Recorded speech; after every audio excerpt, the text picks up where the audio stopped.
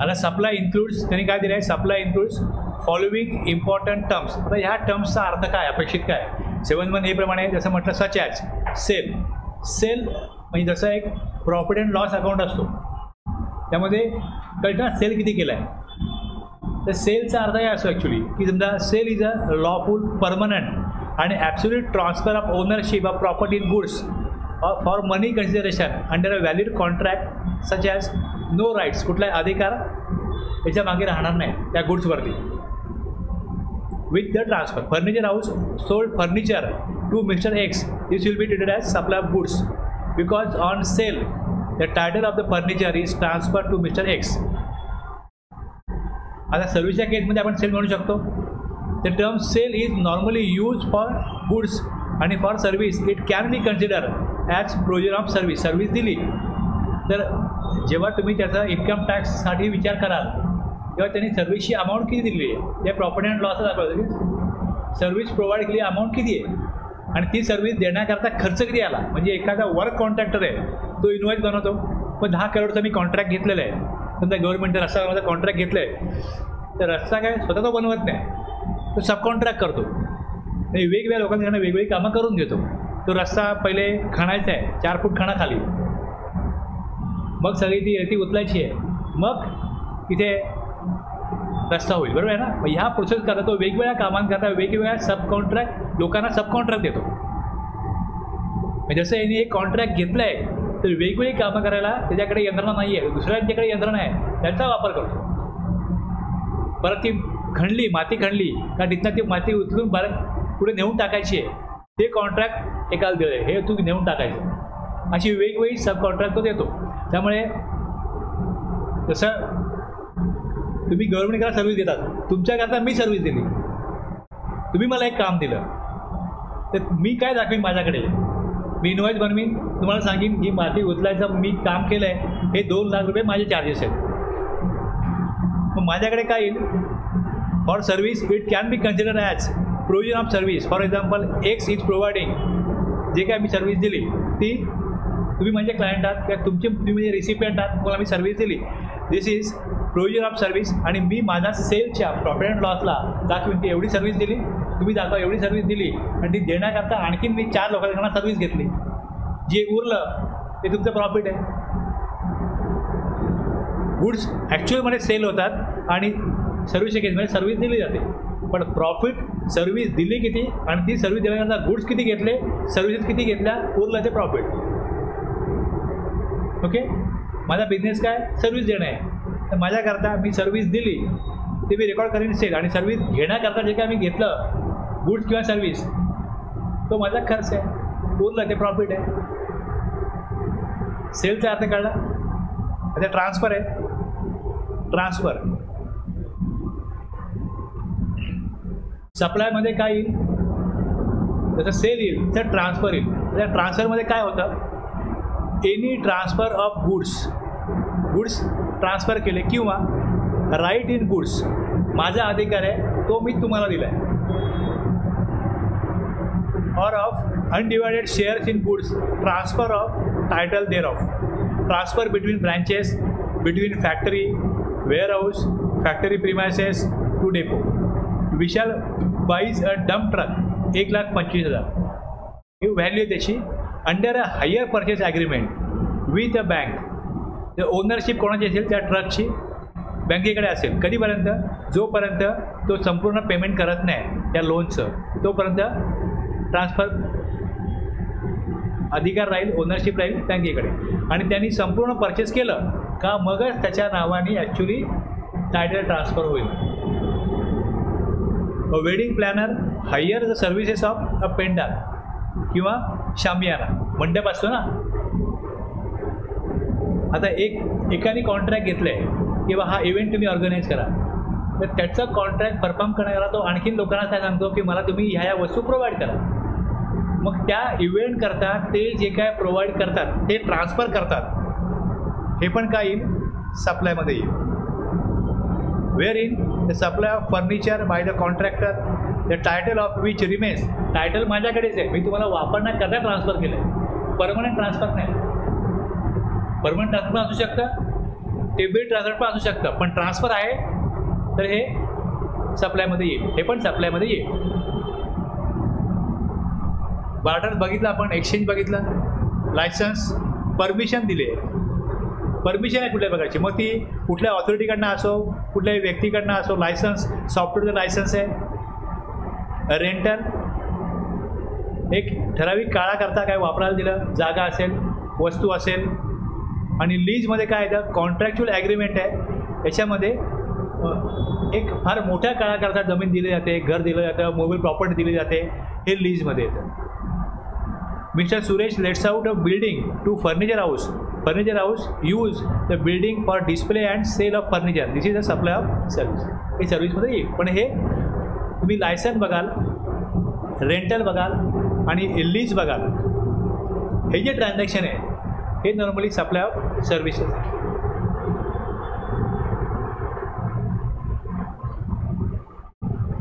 बरोबर आहे का, चुकीचं आहे? एक्सचेंज, तुम्ही मला गुड्स द्या, मी तुम्हाला सर्व्हिस देणे, हे होऊ शकतं. बार्टर पण, तुम्ही गुड्स द्या, मी सर्व्हिस देणे, हे होऊ शकतं. पण लायसन्स, रेंटल, लीज यात जे कन्सिडरेशन घेतलं जातं ते का दिलं? रेंटल जागा दिली, लीजवरती मोठ्या काळाकरता जागा दिली तर लीज आहे. आणि वस्तू वापरण्याचा ऑथॉरिटी दिली, लायसन. सॉफ्टवेअर वापरण्याचा ऑथॉरिटी दिली, लायसन. हे ठराविक पाहिजे बिझनेस करायचे आहेत, ते करायचे असतील तर गव्हर्नमेंटकडनं त्याचं लायसन घ्यावं लागतं. म्हणजे काय दिलं, परमिशन दिली. ओके, यात कुठलेही गुड्स दिले जात नाही, गुड्स नाही आहेत त्यामध्ये इन्व्हॉल्व. गुड्स दिले नाही, गुड्स वापरायला दिले. मोबाईल प्रॉपर्टी, ईमेल प्रॉपर्टी वापरायला दिली आणि त्याचं कन्सिडरेशन आहे ते रेंट, लीज किंवा licence fee. Okay, disposal, removal, discarding, clearance, dumping, throwing away business asset from part of supply. म्हणजे बॅलन्स शीटला नॉर्मली प्रॉपर्टी असते, बॅलन्स शीटला काय असेट असतात, ती असेट तिथनं बाहेर गेली, ती ॲक्च्युअली सेल नाही केली. आता एखादी मशिनरी इतकी खराब झाली की ती स्क्रॅपमध्ये पण कोण घेत नाही, उलटे घेऊन जायचे पैसे मागतात, नष्ट करायचे पैसे द्या आम्हाला असं मागतात. तर काय होईल मग, डिस्पोज होईल. एकतर स्क्रॅप व्हॅल्यू आहे त्याची किंवा स्क्रॅप व्हॅल्यू पण नाही आहे, डिस्पोज. आणि जुने कम्प्युटर आहेत ते कोणाला वापरत पण येत नाहीत, आणि ते एवढे काय खराब झाले असतील की ते स्क्रॅपमध्ये पण जाणार नाही. ते घ्यायला माणूस काय बोलेल, हे मी घेऊन जातो, नष्ट करतो, त्याचे पैसे मला द्या. ओके, तर हे पण सप्लायमध्ये येईल. डिस्पोज केलं हे पण सप्लायमध्ये येईल.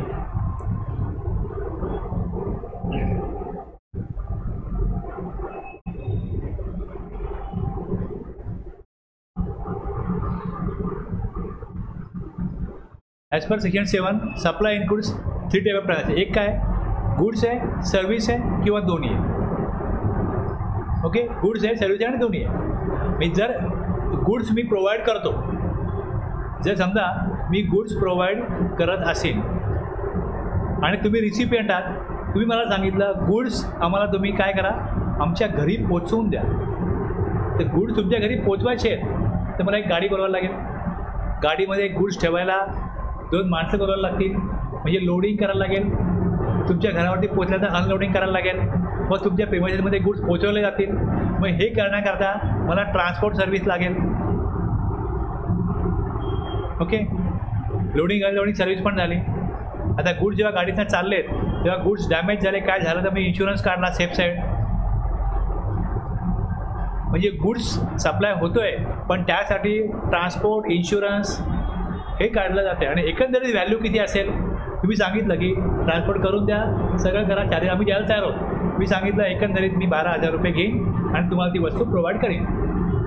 तर यात गुड सर्व्हिस दोन्ही आहे ना.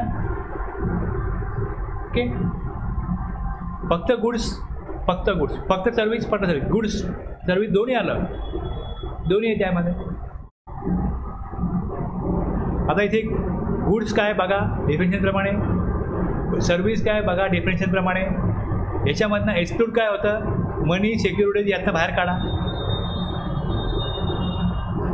सप्लाय ह्याचा आहे तर तो आयदर काय असेल, सच कसला असेल, sale, transfer, barter, exchange, rental, lease किंवा डिस्पोजल असेल त्याचं. आयदर गुड्सचा असेल, सर्व्हिसचा असेल किंवा दोन्हीचा असेल. आता हे जे बोथ शब्द वापरला नॉर्मली, बोथ शब्द, तर GST कायदा येण्या अगोदर जर तुम्ही कधी हॉटेलला गेला असाल आणि हॉटेलचं बिल बघितलं असेल तर त्यामध्ये वॅट पण लागायचा आणि सर्व्हिस टॅक्स पण लागायचा. सर्व्हिस टॅक्स का लागत होता, कारण की तुम्ही जाऊन जेव्हा तिथे बसता टेबलवरती, एक व्यक्ती येऊन विचारतो तुम्हाला काय पाहिजे, त्यांनी बसायला दिलं, बसला, सर्व्हिस झाली. फॅनचा वारा घेतो आपण, सर्व्हिस घेतो आपण. बसणं, तिकडे जी ट्रीटमेंट मिळते हे सगळं सर्व्हिसचा भाग आहे. त्यांनी ते बनवलं, फूड बनवलं, आणून दिलं, पण ॲक्च्युली फूड तुम्हाला मिळालं हे गुड्स आहे. मग स्टेट गव्हर्नमेंट काय बोलणार, आम्हाला वॅट पाहिजे. आणि सर्व्हिसचा कायदा कोणाचा होता, सेंट्रल गव्हर्नमेंटचा. सर्व्हिस पाहिजे, सर्व्हिस टॅक्स पण पाहिजे, दोन्हीकडे टॅक्स द्यायला लागायचं. तसंच वर्क कॉन्ट्रॅक्ट जे होतं, वर्क कॉन्ट्रॅक्टमध्ये काय येतं की समजा तुम्हाला टाईल्स बसून पाहिजे, मग टाईल्स पण मी बोलणार लमसम सांगा किती अमाऊंट द्यायची, मग ते टाईल्स पण आणणार आणि ते बसून पण देणार. ओके, पेंटिंग करायचं आहे मला, तर मी काय सांगतो पेंटिंग करायचं आहे, आणि 10,000 रुपये घेईन. मग पेंट पण तेच आणणार ना, पेंट जे काय त्यांना मटेरियल लागतं ते मटेरियल ते आणणार. या डॉमिनेटिंग काय, एखाद्या कॉन्ट्रॅक्टमध्ये डॉमिनेटिंग मटेरियल असतं, एखाद्या कॉन्ट्रॅक्टमध्ये डॉमिनेटिंग सर्व्हिस पण असते. जास्त व्हॅल्यू मे बी सर्व्हिसची पण असेल, मे बी गुड्सची पण असेल. कधी कधी 30% गुड्स आहेत, 40% गुड्स आहेत, बाकी व्हॅल्यू सर्व्हिसची आहे. कधी कधी सर्व्हिसची व्हॅल्यू 60%, 40% आणि मटेरियलची व्हॅल्यू जास्त आहे, असं येऊ शकतं. पण हाच रेशो असतो साधारण, रेशो याच प्रकारे असतो. मग त्यामध्ये काय व्हायचं, वर्क कॉन्ट्रॅक्टमध्ये गुड्स इन्व्हॉल्व आहेत ना, वॅट द्या. सर्व्हिस इन्व्हॉल्व आहे ना, सर्व्हिस टॅक्स द्या. ह्या दोन कायद्यांमध्ये, म्हणजे एक रेस्टॉरंट आणि दुसरं वर्क कॉन्ट्रॅक्ट, ह्याच्यामध्ये दोन्ही गव्हर्नमेंट टॅक्स घ्यायची, दोन्ही दिले जाते, दोन्हीवर टॅक्स लागेल. All forms of supply of both. आता ह्याच्यामध्ये काय केलं जातं, वर्क कॉन्ट्रॅक्ट त्यांनी डिफाईन केलं क्लॉज 119 सेक्शन 2 मध्ये, की building, construction, fabrication, completion, erection, installation, fitting out, improvement, modification, repair, maintenance, renovation, alteration आणि कमिशनिंग. याच्यामध्ये of any immovable property wherein transfer of property in goods, whether as goods or in some other form, is involved in the execution of such contract. हे जर का असेल, हे work contract आहे. आणि हे आता सप्लाय ऑफ सर्व्हिसमध्ये येतं, हे शेड्यूल 2 मध्ये सांगितलं आहे, हे लक्षात घ्या. बोथ ह्याच्याकरता कसं कॅटरिंग कॉन्ट्रॅक्ट आहे किंवा रेस्टॉरंट आहे, तिकडे फूड मिळतं, हे पण आता सप्लाय ऑफ सर्व्हिसमध्ये येतं. जर एखाद्या हॉटेलमध्ये वाईन मिळत असेल, alcoholic liquor for human consumption, दारू मिळत असेल, तर याच्यावरती मग वॅट लागतो. बाकी कुठलाही फूड असो आणि रेस्टॉरंटमध्ये गेला तर सप्लाय ऑफ सर्व्हिस आहे, except alcoholic liquor for human consumption.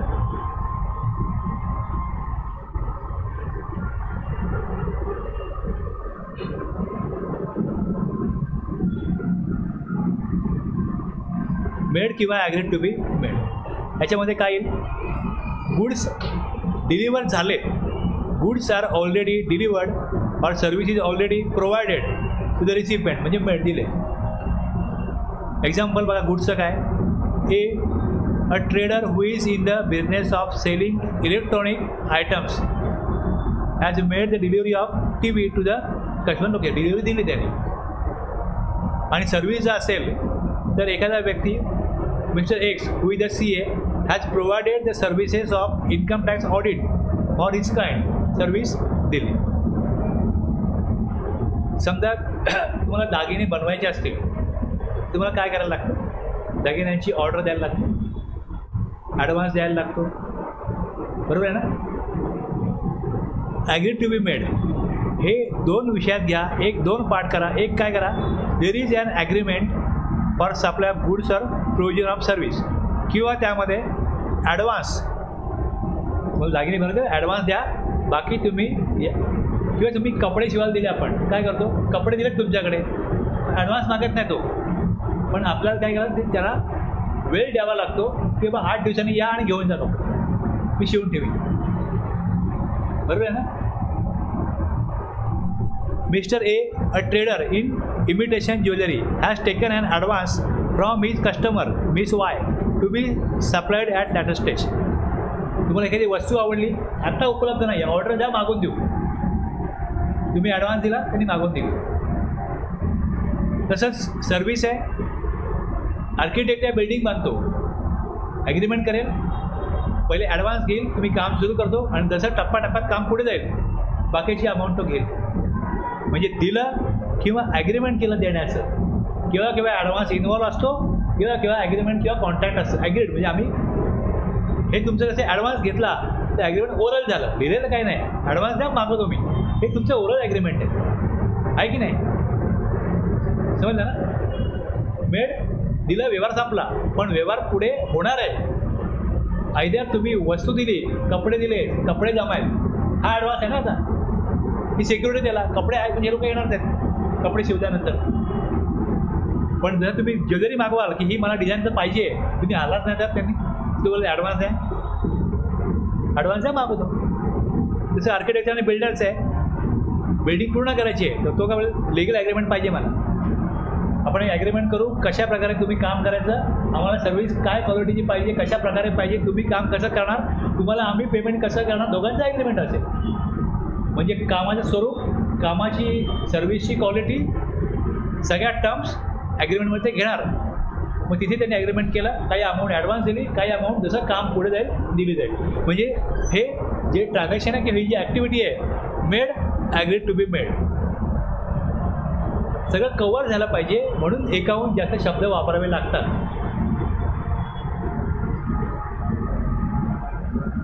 पुढे कन्सिडरेशन बघा, आपण काय बघतोय, आपण हे जे वाक्य आहे ना, याचा अर्थ समजावून घेतोय. कुठलं वाक्य? For the purpose of this act the expression supply includes all forms, goods बघितलं, सर्व्हिस बघितलं, मग हे sale, transfer, barter, exchange, licence, rental, lease, disposal बघितलं. आता made, agree to be made. Okay, supply includes all forms of, हे forms दिलेत आणि made दिलं किंवा देण्याचं ॲग्रीमेंट केलं. कशा करता? कन्सिडरेशनसाठी. आणि कोणी केलं? पर्सनने केलं. म्हणजे आपल्याला बघायचं आणखी कन्सिडरेशन कोण देतो? पर्सन. तर पर्सन सोपं आहे. पर्सनमध्ये काय आहे बघा, पर्सन जे इन्कम टॅक्समध्ये पर्सन आहेत तेच आहे. म्हणजे इंडिव्हिज्युअल आहे, पॅन असतो इंडिव्हिज्युअलचा, HUF आहे, ह्याचा पॅन असतो. असोसिएशन ऑफ पर्सन आहे किंवा बॉडी ऑफ इंडिव्हिज्युअल आहे, पार्टनरशिप फर्म आहे, लिमिटेड लायबिलिटी पार्टनरशिप आहे. हे इन्कम टॅक्समधलेच पर्सन आहेत. Local authority, company, government, body corporate, any body corporate. पुढे artificial judicial person, trust, cooperative society, हे सगळं जे आहे हे कोण आहेत? पर्सन आहेत. लक्षात? यांचं रजिस्ट्रेशन कुठे होतं? इन्कम टॅक्समध्ये यांना पॅन दिला जातो. आणि जो पॅन असतो ना, जे 10 डिजिट आहेत, यात पण पॅनच्या नंबरवरून कळतं की पार्टनरशिप फर्म आहे का इंडिव्हिज्युअल आहे. नंबर इंडिकेट करतो, त्याचं कळतं की ते कोणाचं पॅन आहे. तुम्ही एखादा पॅन बघाल, कंपनीचा पॅन बघाल,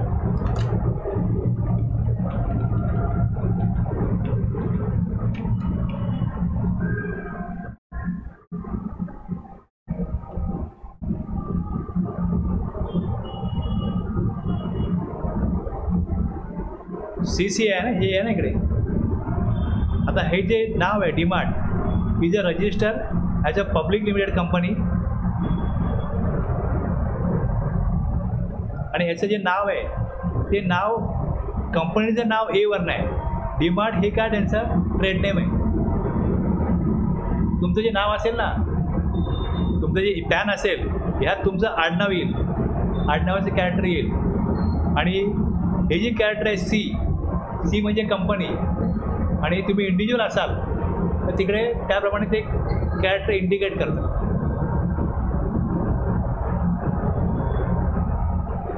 कळलं? जे नाव आहे कंपनीचं त्याचं एक अक्षर इथे येतं आणि दुसरं कंपनीचं तिकडे सी येतं. पार्टनरशिप फर्मला तिकडे वेगळं अक्षर येईल. तुम्ही वेगवेगळ्या नंबरला हे ऑब्झर्व करा की हे इथे कॅरेक्टर काय आणि त्याचा अर्थ काय. हां, एक मिनिट बघा. तुम्ही meaning of pan number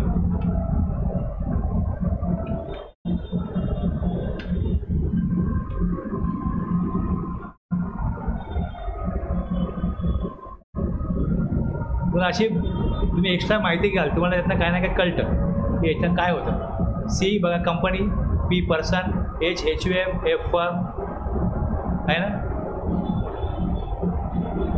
first 5 character are letters, next 4 numerals, last is a character letter. PAN does not follow the above structure, PAN will be shown as invalid. The 4th character PAN must be, चौथं character जे आहे, चौथं character ते हे आहे ह्यातलं असेल, चौथं character. आणि 5वं कॅरेक्टर जे आहे हे तुमच्या नावाचं पहिलं कॅरेक्टर असतं. कळलं? तुमच्या पॅनमध्ये बघा तुम्हाला चौथं कॅरेक्टर P असेल आणि 5वं कॅरेक्टर तुमच्या आडनावाचं पहिलं अक्षर असेल.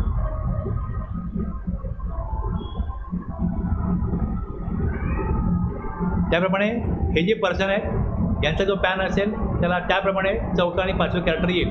यातनं कळतं की स्टेटस काय त्या पर्सनचा, तो पर्सन कोण आहे. Okay.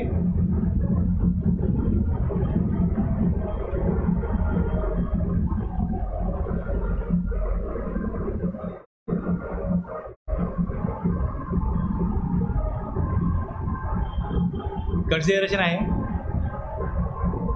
As per section 231 of CGST Act. Consideration in relation to the supply of goods or services or both includes जे पेमेंट आहे ना, पेमेंट आहे एक एनी पेमेंट, एक तर मनी किंवा अदरवाईज. म्हणजे जसं एका व्यक्तीने दुसऱ्या व्यक्तीचे हेअरकट केले आणि हेअरकट केलेल्या व्यक्तीने पहिल्या व्यक्तीचे जे कपडे आहेत ते वॉश आणि इस्त्री करून दिले, तर इथे अदरवाईज आहे ना, त्यांनी पेमेंट नाही केलं, पैसे दिलेले नाही आहेत, पण काय केलं अदरवाईज. कशासाठी केलं आहे? इन रिस्पेक्ट ऑफ किंवा इन रिस्पॉन्स टू. मी गुड्स घेतले म्हणून मी पैसे दिले. इन रिस्पेक्ट ऑफ गुड्स मी मनी पे करतो. ओके. किंवा मी सर्व्हिस घेतली तर इन रिस्पॉन्स टू सर्व्हिस मी मनी पे करीन किंवा काहीतरी त्यांना अदरवाईज वेगळे गुड्स किंवा सर्व्हिस देईन. हे सर नो. आणि किंवा monetary value of, monetary value of, आणखीन काय म्हणतात, दुसरं काय म्हटलं आहे, monetary value of any act. म्हणजे इथे काय होतं, समजा तुमच्या घरासमोर एक बिल्डर बिल्डिंग बांधतो आहे. तुम्ही सांगितलं की आमचं ऑब्जेक्शन आहे, आमच्या घरासमोर सूर्यप्रकाश येणार नाही, काळोख येईल, आणि तुम्ही तिथे काहीतरी त्या लिगल काहीतरी त्याला नोटीस देण्याकरता तुम्ही काय कोर्ट कचेरीमध्ये गेला. आयदर तुमची कंप्लेंट योग्य असेल किंवा नसेल, योग्य असेल किंवा नसेल, आणि मग निकाल तुमच्या बाजूने येईल किंवा विरोधामध्ये जाईल. यात वेळ जाईल ना, पैसा खर्च होईल ना. तो बिल्डर काय बोलेल तुम्हाला की तुम्हाला मी तिकडे एक शॉप देतो, मी तिकडे 50 शॉप करणार आहे, तुम्हाला एक शॉप देतो, तुम्ही काय करा ऑपरेशन घेऊ नका. काय केलं इकडे, monetary value of any act, काहीतरी करा, काहीतरी करू नका. फॉरबिडन्स किंवा त्याग करणं, सहन करणं. म्हणजे कन्सिडरेशनमध्ये काय येतं, मनी व्हॅल्यू सहन करण्याची किंवा काहीतरी करण्याची, काहीतरी न करण्याची, पुढे मी एक्सप्लेन करतो. ठीक आहे. आणि आणखीन एक काय दिलं आहे, फॉर इंड्युसमेंट ऑफ, इंड्युसमेंटचा अर्थ काय होतो? आमिष दाखवणं, आमिष दाखवणं. आता एक बस वगैरे असते बघा, ते एखाद्या हॉटेलला प्रवासी घेऊन जाते आणि ड्रायव्हर आणि क्लिअर असतात, त्यांना free of charge, driver conductor आहे त्यांना फ्री ऑफ चार्ज जेवण मिळतं. जर खाली गाडी घेऊन ते गेले, जेवण फ्री मिळेल नाही. मग इथे काय, त्यांना आमिष दाखवलं, इंड्युसमेंट. ही कशा करता? फॉर इंड्युसमेंट ऑफ तुम्ही भरलेली गाडी घेऊन या लोकांची आमच्या हॉटेलमध्ये, तुम्हाला जेवण फ्री मिळेल. हे कन्सिडरेशनमध्ये येणार. कन्सिडरेशन काय? फ्री मिल, त्यांना फ्री जेवण मिळणार, हे त्यांना आमिष दाखवलं आहे, हे त्यांचं कन्सिडरेशन आहे. म्हणजे एखाद्याला एखाद्या आमिष दाखवून त्याच्याकडनं कुठलंही काम होत असेल, ॲक्ट होत असेल, ते ॲक्ट तुम्हाला आमिष दाखवलं आहे, ऑब्जेक्शन घेऊ नका, तुम्हाला आम्ही हे देतो. ओके, हे कशामध्ये येईल? इंड्युसमेंटमध्ये येईल. हे पण काय?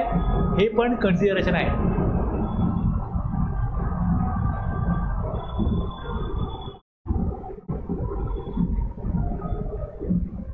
सप्लाय ऑफ गुड कशा करता? In relation to, in respect to, for inducement of supply of good service or both. कोणाला? रेसिपियंट किंवा एनी अदर पर्सन. पण ह्याच्यामध्ये इन्क्लूड काय होणार नाही? ह्याच्यामध्ये इन्क्लूड होणार नाही गव्हर्नमेंटनी सबसिडी दिली त्याची व्हॅल्यू इन्क्लूड होणार नाही. आणि डिपॉझिट जर असेल, डिपॉझिट दिलं म्हणजे समजा मला एक इंटरनेट सर्व्हिस पाहिजे मला, तर मला एक डिव्हाइस घ्यायला लागतं. हे डिव्हाइस जे आहे ह्याचं डिपॉझिट दिलं मी 500 रुपये, तर डिपॉझिट हे कन्सिडरेशन नाही आहे. ओके, डिपॉझिट हे कन्सिडरेशन नाही आहे unless it is adjusted against supply. आलं लक्षात? आता हे डिव्हाइस मी वापरतोय, 2 वर्ष झाली, 3 वर्ष झाली.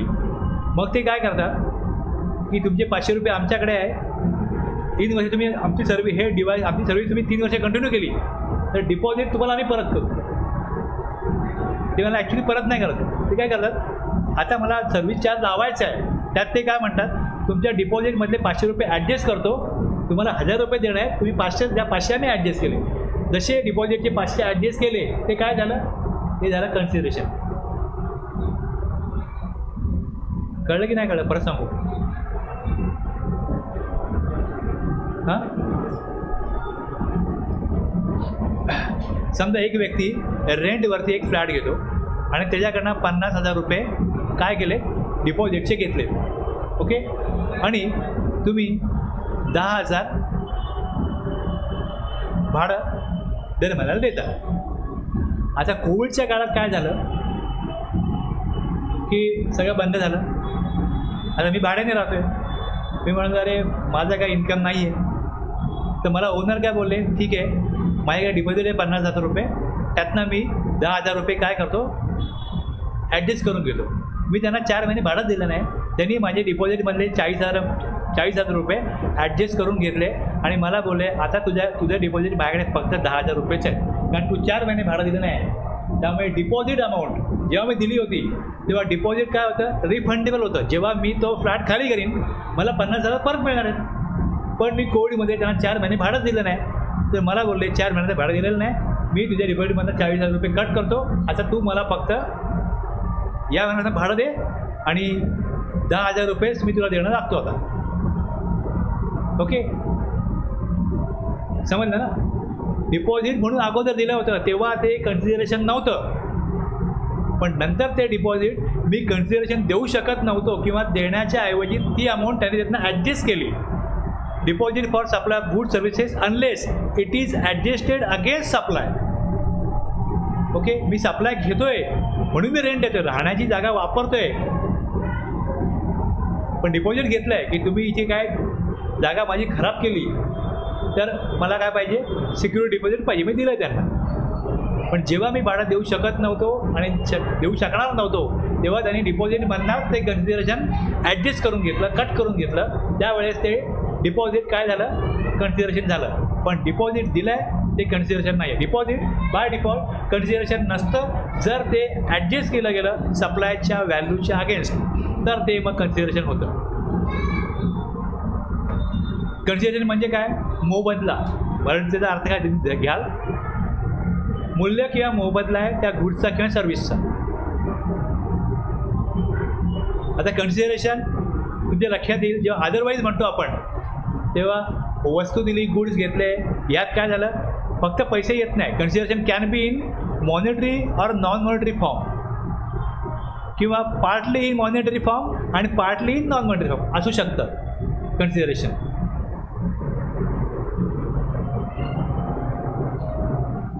फक्त एक्झाम्पल दिली आता काय. Monetary consideration includes payment by cash. कुठल्याही प्रकारे जे काय डॉक्युमेंट दिलं आहे त्यातून मला पैसे मिळतात. तुम्ही चेक दिला, बँकेत डिपॉझिट केला, मला कॅश मिळाली ना. जे आपण मनीची डिफिनेशन बघितली, मनीमध्ये जे काय दिलं आहे त्यातला कुठलाही फॉर्म मला आला तर ते काय झालं, मॉनिटरी कन्सिडरेशन झालं. आणि नॉन मॉनिटरीमध्ये काय झालं, A agrees to dry clean B's clothes, in return B agrees to click as photograph. हे नॉन मॉनिटरी कन्सिडरेशन आहे. सप्लाय झाला आहे पण ते कन्सिडरेशन एकमेकांना पे करतात. ते सप्लाय झाला आहे बघा, इथे सप्लाय झाला आहे तर इनवॉइस बनला पाहिजे, आणि इनवॉइस बनला टॅक्स रेकॉर्ड होईल, टॅक्स रेकॉर्ड झाला गव्हर्नमेंटला टॅक्स मिळेल. समोर कन्सिडरेशन काय आहे, समोर कन्सिडरेशन हे पैशामध्येच असलं पाहिजे, नॉट नेसेसरी. ओके. तुम्ही ऑडिटला गेलात, एका बिल्डरकडे तुम्ही बघाल किंवा ह्या बिल्डरने काय केलं, हे 4 फ्लॅट विकलेत पण समोर पैसेच नाही आहेत.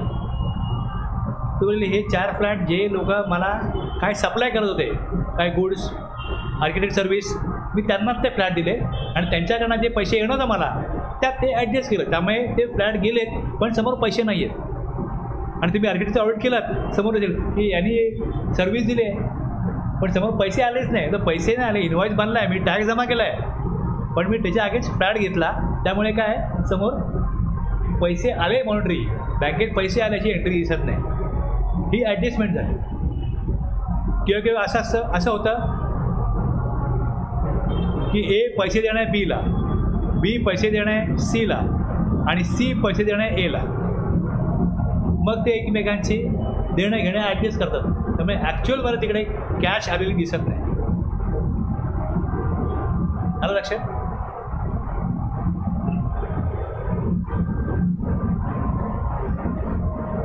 सप्लाय ऑफ गुड सर्व्हिसेस असं दुसरं काय, एखादी कृती करण्यापासून प्रवृत्त करणे किंवा सहन करणे.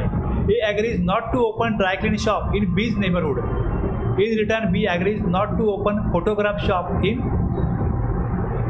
Age neighbourhood. Tolerating and act situation म्हणजे इथे काय होईल, A agrees to design B's house, in return B agrees not to object to construction of A's house in his neighbourhood. आणि दुसरं, A agrees to construct 3 flats for B on land owned bye B, in return B agrees to provide 1 flat to B A without money. तुमची जागा आहे, तुम्ही बिल्डरला दिली, ही जागा तुम्ही घ्या, बिल्डिंग बांधा, आम्हाला 5 फ्लॅट पाहिजेत किंवा 50 फ्लॅट होतील, आम्हाला 25 फ्लॅट पाहिजेत, किंवा आम्हाला 15 फ्लॅट द्या प्लस आम्हाला 1 करोड द्या. बरोबर आहे. Doing or agreeing to do an act. Consideration monetary किंवा नॉन मॉनिटरी एक्झाम्पल दिली या फॉर्ममध्ये असू शकतं. म्हणजे मोबाईलला घेतला आहे, बेनिफिशियल इंटरेस्ट त्या प्रॉपर्टीमध्ये ज्याचा आहे तो बोलेल काहीतरी मला पाहिजे, माझा यात इंटरेस्ट आहे, माझा अधिकार आहे, मला पाहिजे काहीतरी. मग ते आयदर कॅशमध्ये दिलं जाईल किंवा काइंडमध्ये दिलं जाईल, किंवा त्याला कुठेतरी काहीतरी बेनिफिट दिलाच जाईल ना. ओके. आता हे जे तुम्ही बघताय की एखाद्या व्यक्तीची प्रॉपर्टी आहे, त्याला विचारलं हे तुला कोण दिली, तर गव्हर्नमेंटचा अधिकारी असो त्याला मग ते असं लिंक लागते की ह्यांनी याला कुठेतरी काहीतरी कॉन्ट्रॅक्ट मिळावं, लायसन्स मिळावं म्हणून त्याला मदत केली आहे आणि त्याचा मोबदला म्हणून त्याने त्याला फ्लॅट दिला. हे कन्सिडरेशन आहे ना. कन्सिडरेशन दिसू नये, समोर पैसे कॅश इथे दिसतील, त्यामुळे तसं दिसता कामा नये म्हणून कुठेतरी वेगळ्या मार्गाने वेगळ्या सोर्सेस थ्रू ते बेनिफिट घेतात, पण ते कन्सिडरेशनमध्ये येतं. हे अदरवाईजमध्ये येतं की ते अदरवाईज आहे, किंवा काहीतरी ॲक्ट काहीतरी करा, त्या पैशाच्या ऐवजी तुम्ही काहीतरी मला वेगळा बेनिफिट द्या, किंवा काहीतरी त्याग करा, मी हे करणार नाही, तुम्ही हे करू नका, मी हे देतो तुम्हाला. हे सगळं काय झालं, वेगवेगळे फॉर्म झाले कन्सिडरेशनचे.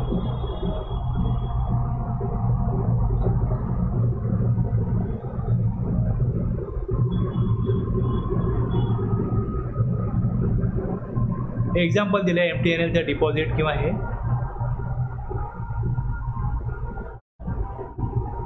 शेवटचं उरलं फक्त बिझनेस. ओके, आता बिझनेस बघितलं तर हे वाक्य पूर्ण होईल ना मग. All forms of supply of good services or both sale, transfer, barter, exchange, licence, rental, made, agreed to be made, consideration by a person आणि in the course or furtherance of business. तर business म्हणजे काय, business म्हणजे काय. तर मी ज्यावेळेस any trade,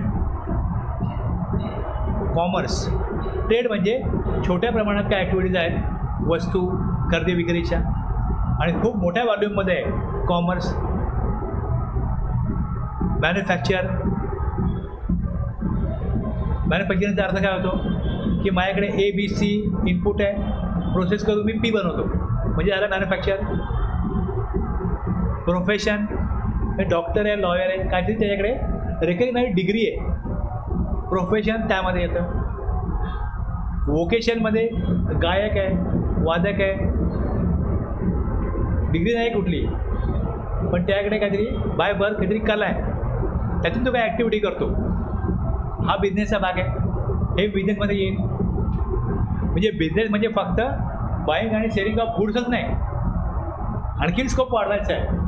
तर त्यामध्ये काय काय इन्क्लूड होईल, बिझनेस ॲक्टिव्हिटी कुठली कुठली आहे. तर बिझनेस म्हणजे ट्रेड आहे, कॉमर्स आहे, मॅन्युफॅक्चर आहे, प्रोफेशन आहे, वोकेशन आहे, ॲडव्हेंचर आहे, जुगार खेळणं म्हणजे वेजर आहे, और any other similar activity.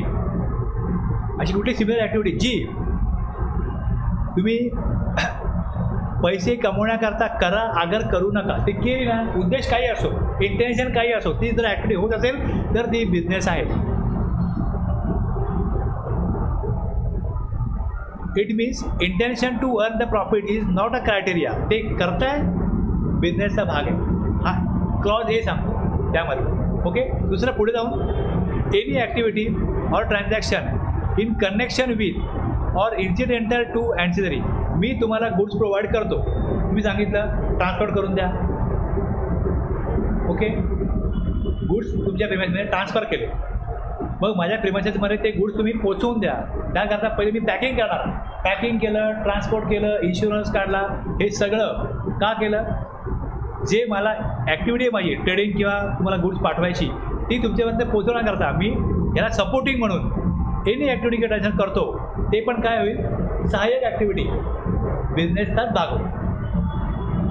Any activity, आता ही ॲक्टिव्हिटी मी करतो ती किती व्हॉल्यूममध्ये करतो, वारंवार करतो का, कंटिन्युअसली करतो का, रेग्युलरली करतो का, हा पण क्रायटेरिया आहे. करताना तुम्ही एकदा करा, 5 वेळा करा, 10 वेळा करा. दिवाळीमध्ये फटाक्याचा बिझनेस केला तो एकदाच वर्षांना करतो, बिझनेसचा भाग आहे, एकदाच केलं. आता एक व्यक्ती बिझनेस करतो, त्याला एक दुसऱ्या व्यक्तीने विचारलं मला काहीतरी आयडिया द्या, बोला आयडिया देईन, फुकट नाही, पैसे घेईन. केली ना ॲक्टिव्हिटी, एकदाच केली, लाईफ टाईम एकदाच करेल, बिझनेसचा भाग आहे. सप्लाय और acquisition of goods including capital goods services in connection with commencement. Business जेव्हा सुरू होतो ना, बिझनेस जेव्हा सुरू होतो त्याला सेटअप करायला लागतो, प्लांट उभा करायचा आहे. तर प्लांट उभा करायला मग त्याच्या ट्रायल रन होईल, त्या प्लांटमधनं क्वालिटी गुड्स मिळतात की नाही होईल. ते बिझनेस सुरू होत असताना जेवढ्या ॲक्टिव्हिटीज आहेत सुरू होत आहेत, या सगळा काय बिझनेसचा भाग आहे. सप्लाय और ॲक्विजिशन ऑफ गुड्स, टेस्टिंग करायचे म्हणून गुड्स घेतोय. Capital goods services in connection with commencement. तसंच बिझनेस बंद केला, बिझनेस क्लोज केला, जसा प्लांट उभा करायला वेळ गेला तर बिझनेस बंद करतोय, सगळं ते काढायला वेळ जाईल. त्याला जे काय करतोय हे सगळं बिझनेसची activity. Closure of business, it covers purchase of capital asset material before commencement of business आणि सेल ऑफ स्टॉक और फिक्स असेट. बिझनेस बंद करतात, हे सगळं बिझनेसचाच भाग आहे. ह्या 4 क्लॉजमध्ये जनरल ॲक्टिव्हिटीज आहेत आणि काही स्पेशल ॲक्टिव्हिटीज त्यांनी EFGH मध्ये कव्हर केल्या. की बिझनेस म्हणजे जर का एखादा व्यक्ती क्लब चालवते, म्हणजे काही व्यक्तीचा समूह क्लब चालवते, provision by club, association, society or any such body for subscription or any other consideration of the facilities or benefits to its member. जसं एक क्लब आहे त्यांचं काय स्पोर्ट क्लब आहे. Sports facilities like swimming pool, table tennis, क्लबमध्ये ह्या service आहेत. जे मेंबर व्हाल तुम्हाला हे मिळेल. तुम्ही त्या क्लबचे मेंबर व्हाल तुम्हाला ह्या सर्व्हिसेस मिळतील.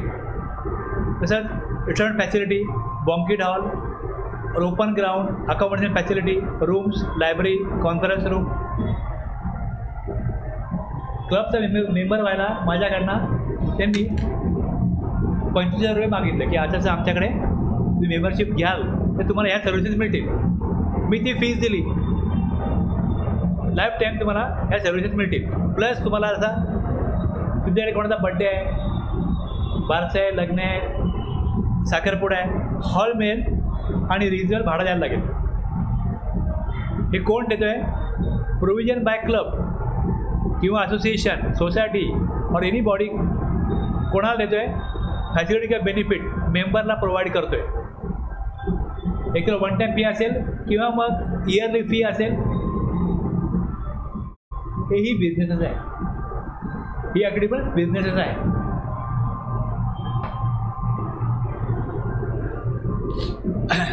आता ते जी बॉडी आहे, सोसायटी आहे, असोसिएशन आहे, त्यांचा एक पॅन नंबर आहे.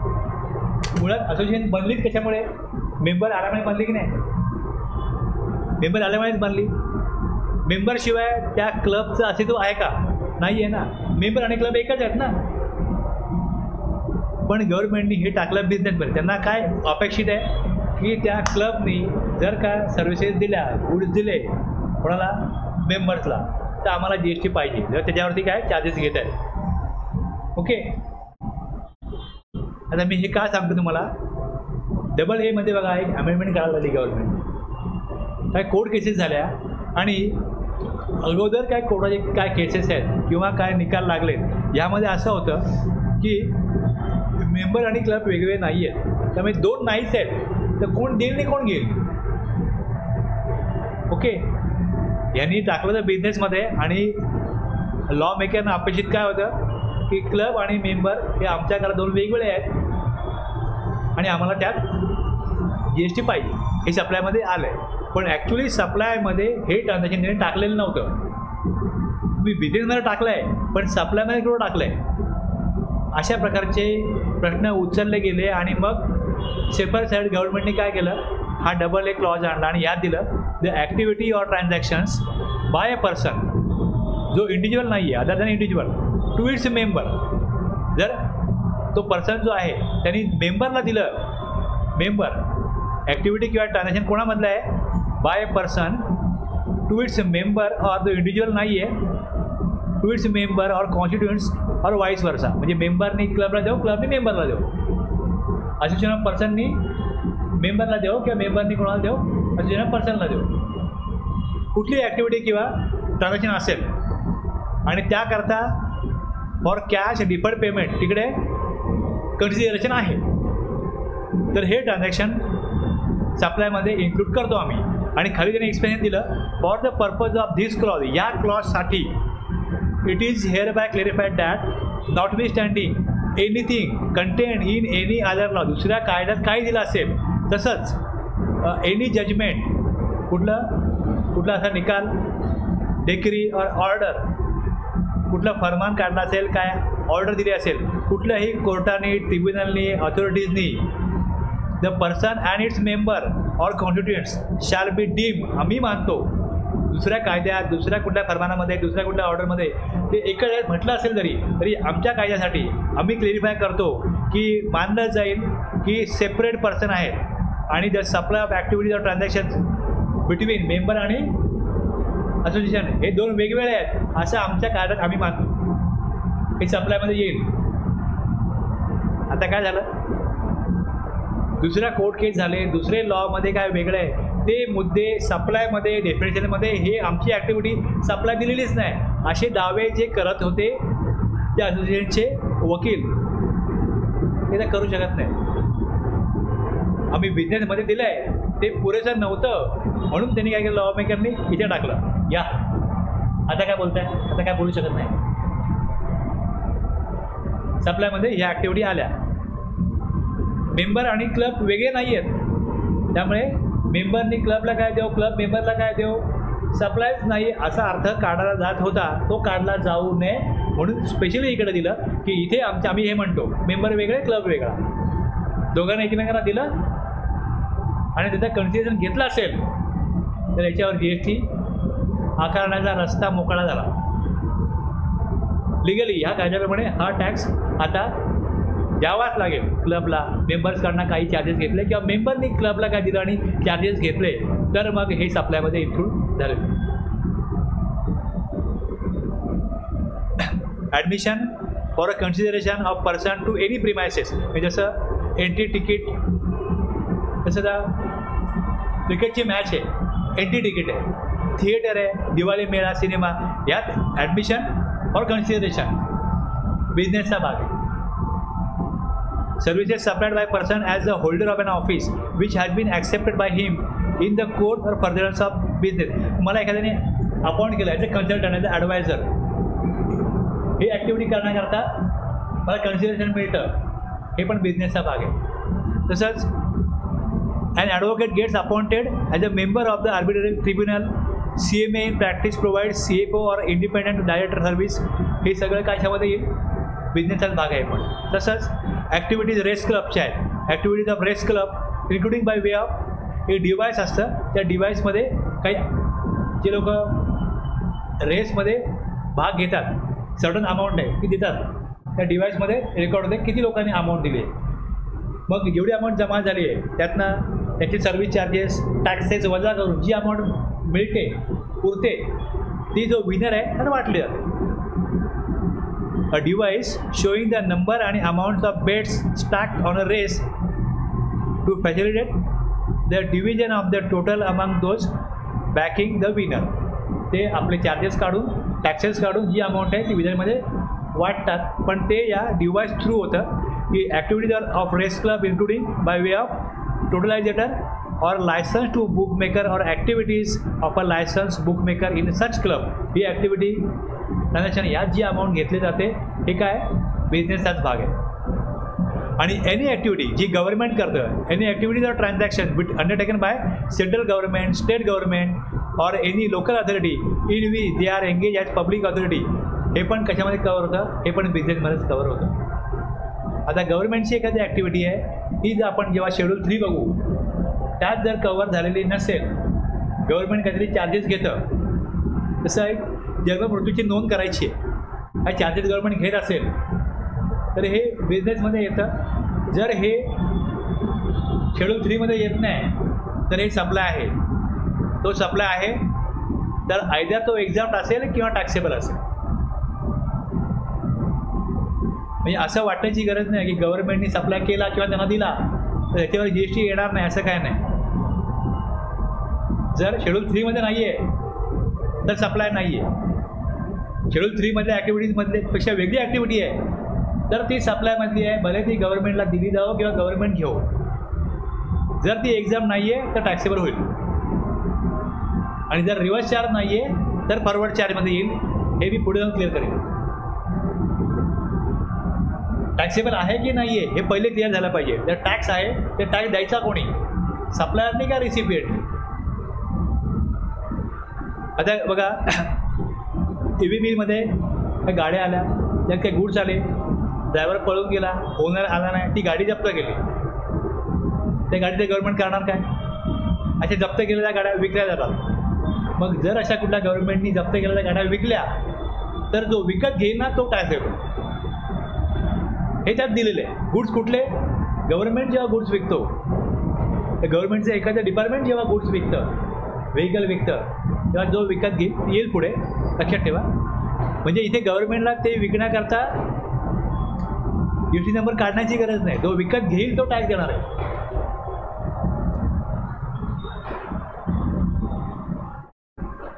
सेवन 1A कळला, डबल A पण कळला. ओके.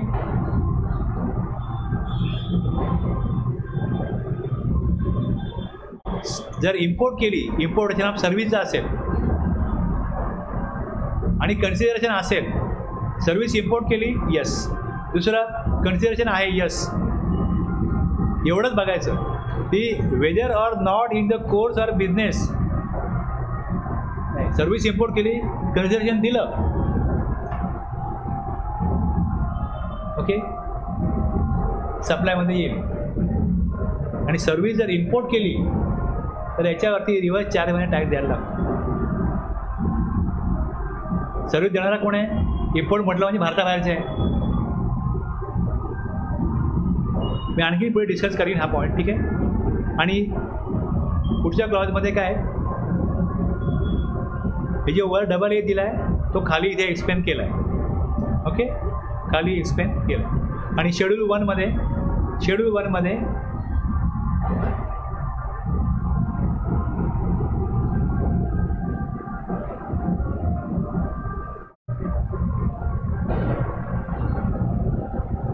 या 4 ॲक्टिव्हिटीज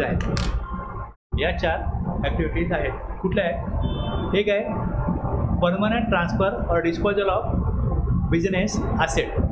जिथे शब्द काय, जिथे बिझनेस ॲसेट मी ट्रान्सफर केली.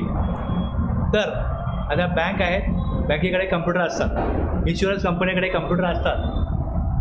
ते लोक काय करतात, 2-3 वर्ष वापरून ते कम्प्युटर एखाद्या संस्थेला, एखाद्या आदिवासी शाळेला वगैरे फ्री ऑफ चार्ज प्रोव्हाइड करतात. की आम्हाला कम्प्युटर नको आहेत पण चांगल्या क्वालिटीचे आहेत, मार्केटला विकायला गेलो तर याची 1500 मिळतील, पण ते अजूनही चांगल्या कंडिशनमध्ये आहेत. तर ते अशा एखाद्या जिल्हा परिषदेच्या शाळेला किंवा कुठल्या संस्थेला फ्री ऑफ चार्ज डोनेट करतात. सेक्शन 18(6) आहे. यामध्ये जर सेल ऑफ कॅपिटल गुड्स केले, जे कम्प्युटर कॅपिटल गुड्स आहेत, तर त्याचा इस्टिमेटेड लाईफ जे आहे ना हे 5 वर्ष असतं. आणि 5 वर्षाच्या आत जर का कुठले कॅपिटल गुड्स ट्रान्सफर केले तर त्याच्यावरती GST भरायला लागतो. ओके, कन्सिडरेशन किती आहे, काय आहे? कन्सिडरेशन काही नाही आहे, फ्री ऑफ चार्ज दिले. परमनंट ट्रान्सफर और डिस्पोजल ऑफ बिझनेस ॲसेट आहे, ज्याचा त्यांनी ITC अवेल केला होता त्या ॲसेटवरती. तर त्यांच्यावरती लायबिलिटी येऊ शकते. ती लायबिलिटी यायला पाहिजे म्हणून तुम्ही फ्री ऑफ चार्ज ट्रान्सफर केला तरी हे सप्लायमध्ये आहे. सप्लाय आहे तर टॅक्स द्या. तुम्ही पैसे घेतले नाही, तुम्ही मोठी समाजसेवा केली, आम्हाला सांगू नका. आमचा सेक्शन 18(6) प्रमाणे पहिले सप्लायमध्ये असेल तर टॅक्स येईल ना. जर 5 वर्षाच्या आतमध्ये कुठलीही ॲसेट ट्रान्सफर केली तर कन्सिडरेशन नाही आहे, म्हणजे 0 आहे. 18(6) म्हणतो तुम्ही किती रुपये कलेक्ट केले आणि 0. किती कलेक्ट करायला पाहिजे होते? जर मी 5 वर्ष आहे, मी 5,000 ITC घेतला आहे, 3 वर्ष असेल वापरली, 3 वर्षानंतर ट्रान्सफर केली तर मला 2,000 रुपये टॅक्स द्यावा लागेल.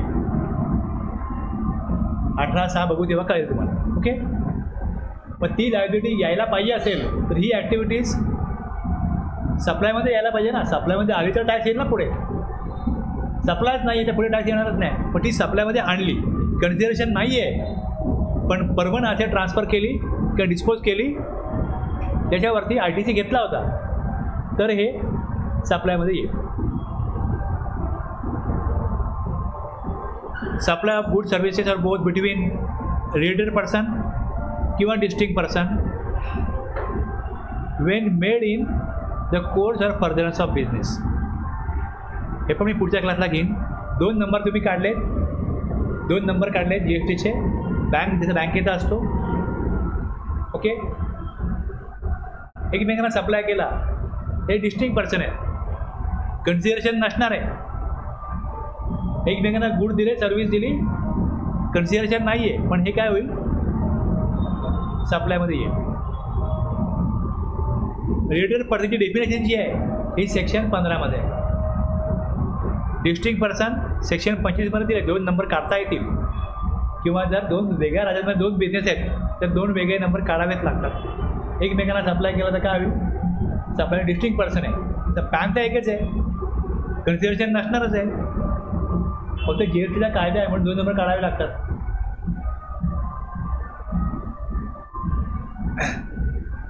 Supply of goods agent to principal, principal to agent, consideration नाही आहे पण हा सप्लाय. आणि import of service by person from a retail person or from, हे पण मी एक्सप्लेन करेन पुढच्या क्लासला. आवाज हे थोडा मला डिस्टर्ब होते. ओके, थांबूया इथे.